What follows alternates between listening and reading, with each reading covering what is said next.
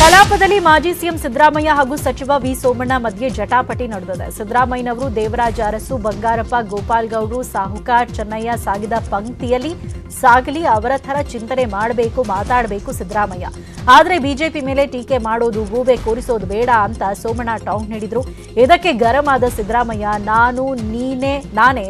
ನಾನು ಸಿದ್ದರಾಮಯ್ಯ ಮಾತ್ರ, ನಾನು ನನ್ನನ್ನು ಬೇರೆಯವರಿಗೆ ಹೋಲಿಕೆ ಮಾಡ್ಕೊಳ್ಳಲ್ಲ, ನಾನೇ, ನನ್ನ ವ್ಯಕ್ತಿತ್ವ ಬೇರೆ, ಬೇರೆಯವರ ವ್ಯಕ್ತಿತ್ವ ಬೇರೆ ಅಂತ ಸಿಟ್ಟಾದ್ರು.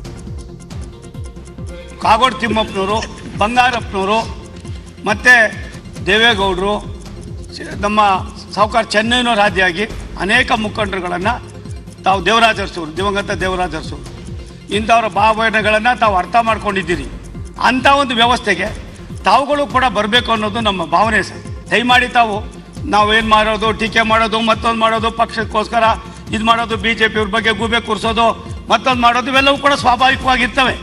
ಆದರೆ ಕೆಲವಾರು ವಿಚಾರಗಳಲ್ಲಿ ತಮ್ಮ ಚಿಂತನೆ ಏನಿದೆ, ಆ ಚಿಂತನೆ ಇಂಥವ್ರ ಪಂಕ್ತಿಯಲ್ಲಿ ಹೋಗ್ಬೇಕು ಅನ್ನೋದು ನನ್ನ ಭಾವನೆ ಸರ್. ನಾನು ನಿಮ್ಮ ಪಂಕ್ತಿಗೂ ಸೇರಲ್ಲ, ಯಾರ ಪಂಕ್ತಿಗೂ ಸೇರಲ್ಲ. ಸಿದ್ದರಾಮಯ್ಯ